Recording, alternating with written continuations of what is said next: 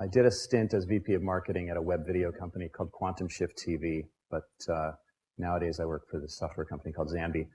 I'm going to talk a little bit about the Uptake.org, which is a Zambi client, and I'm still a board member. Our CEO at Zambi is the chairman of the board of the Uptake. And why I'm excited about it and why I think Russell invited me to talk here is because this is one of the examples of innovative new experimentation in how we do journalism and that Tony is talking about in the Big Thaw. So, fortunately, I have a... Hard to tell what that was, but it blew up. I don't know if you can see it from there. Wow! You may have caught the Uptake's live coverage at the Republican National Convention. We seemed to have cameras wherever the action was, and were reporting what was happening hours, if not days, before the legacy media. And the gassing has started. And we have running. So how did the Uptake, a nonprofit that operates on a shoestring budget based on the kindness of donors, manage to outdo the multi-million-dollar corporations? Simple. Train, organize, and crowdsource. I can totally help you with this. We discovered people learn the most when we do hands-on, one-on-one sessions to cover the basics. I plug in the microphone, I turn on the camera, I point, I shoot, and suddenly I'm telling my own story.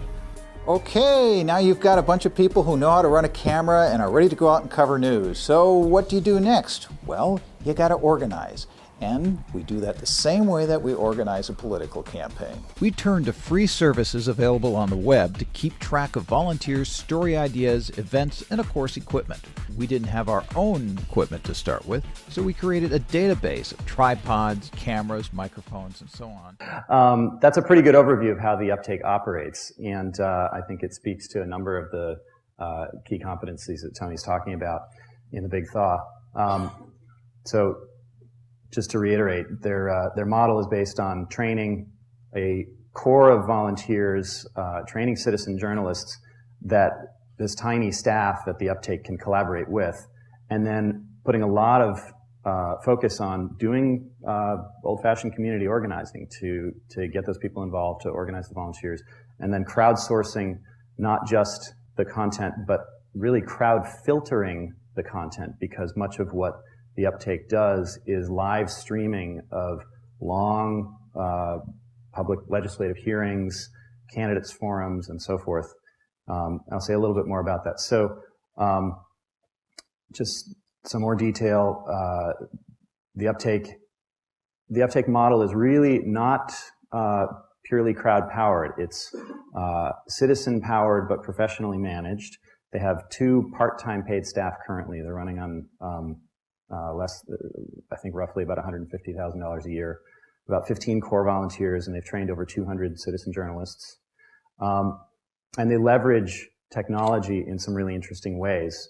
For collaboration and coordination, they use Zambi. Their entire website is a Zambi group family. That's a term we use for what Zambi allows you to do, is create lots of collaborative groups in a community and then to cluster them into groups of groups, which is something you can't do with other platforms like Google Groups or Meetup or Ning or Facebook groups or so on, where you can have activities going on in all of the groups across an organization, discussions, documents, events, posting photos and videos and so on. But then you can actually aggregate those up. All of that data can aggregate up to a group family workspace, a group of groups, and you can communicate more efficiently from the group family down across your community. For coverage, as Mike said, they use services like Livestream, Cover It Live, Twitter, Quick for live streaming video from camera phones, and then use Twitter and TubeMogul for disseminating. That model of having the live streaming video player on their homepage with right below it the live blog from Cover It Live is a really powerful, it's a simple but really powerful tool for getting the audience to essentially log the video. So an Uptake staffer can go and set up the camera, make sure that the feed is streaming for a legislative hearing, say, and then they don't have to sit there and watch it for 6 hours till their eyes bleed just to find the interesting bits, because the audience is commenting on it, and every post is time-stamped. They'll recruit volunteer moderators for those discussions. They'll have invited experts who can offer some interesting perspective, and invite the audience to add their comments as well. At the end of that session, the producer can come back and scan through the chat transcript and find the interesting bits, and then within about an hour cut together like a 5-minute highlights reel of the day. That was the model that they developed during the 7-month gavel-to-gavel coverage they did of the Al Franken, Norm Coleman Senate recount process. And they had as many as 15,000 people simultaneously logged into that live blog. Not all of them commenting at once, it is moderated. But and so they were able to quickly turn around a daily highlights video and then use TubeMogul to get it out on YouTube and a dozen other video sharing sites. And then the other piece that they've done really effectively is to network, create a model of networked journalism within the media space, primarily in Minnesota where they're based, but nationally and sometimes internationally as well. So, for example, the Star Tribune newspaper in Minneapolis and the St. Paul Pioneer Press occasionally have taken the Uptake's embeddable video player and posted it on their website when they want to have live coverage of, say, a candidates forum, a candidates debate. Even political reporters from those newspapers will sometimes say, hey, are you going to cover that congressional debate going on 200 miles out in the countryside? Because if you are, I can just watch your video player and I don't have to go and cover it myself. So, and then because the Uptake makes no bones about having a strong progressive POV, they are willing to work with volunteers who care about the issues that they're covering. And so nonprofit organizations and activists who have a perspective on the issue will come and volunteer to cover an event. And their rules are not that you have to be objective, because if you had to be objective, you wouldn't be able to cover a lot of the events you care about. Instead, you have to be fair, accurate, and transparent. And so people who create content for the Uptake can't just post it without it being checked by the staff and approved. So the Uptake uses Zanby with that group family structure. They've got 2,600, I think, registered users. Most of them are people who want to contribute to the effort.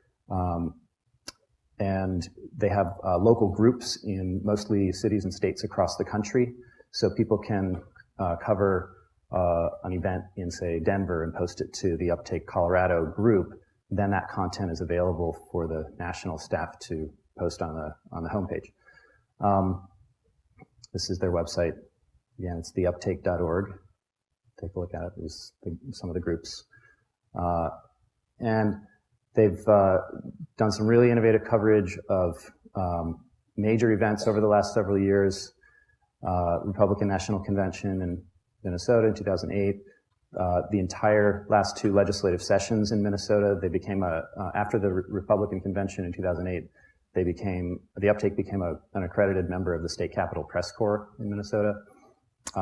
They partnered with Mother Jones magazine to cover the Sonia Sotomayor confirmation hearings in DC. They had a camera set up in the hearing room and had journalists from Mother Jones posting in the live blog rather than just taking their notes privately.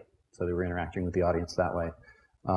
They've licensed footage to a number of legacy media sources, and then here's some stats about their traffic so far. Most of the revenue for the Uptake to date has come from grants, donations, and licensing fees for some of the video footage. They had some of the best footage of Amy Goodman, the host of Democracy Now!, being arrested during the Republican convention, and that gave them a nice little source of revenue at that point. And going forward, the Uptake just recently got a grant to explore new revenue streams. And so one that they're working on is partnering with some of the legacy media organizations in the Twin Cities to create these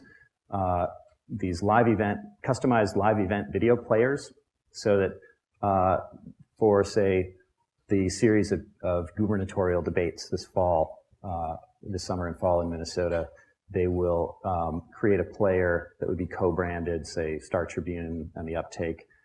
The Star Tribune would be able to serve their own ads within that player, and there'll be a small setup fee and revenue share on ads beyond that once that setup fee is recovered. The subscription and licensing fees piece of this, I think, is really interesting, because by archiving all of the video that the Uptake is capturing from the state legislature and all of these events, city council meetings, state legislative hearings, there's an incredibly valuable archive of footage that other media organizations will be interested in licensing and being able to browse through, to pay a subscription to be able to browse through this archive and license some of that footage as these candidates filter up in the next couple of election cycles to higher levels. So there's some huge potential there. The Uptake is partnering as well with Spot Us, or partnering with an online magazine, online newspaper called Min Post, to do a project funded through spot.us. And then we had an application into the Night News Challenge earlier this year to partner with journalism schools in several states to spin out new Uptake affiliate organizations in various states, and to basically to replicate what we've established in Minnesota with the state legislature, doing the live streaming of major hearings and major issues. So that's essentially the story with the Uptake. All right.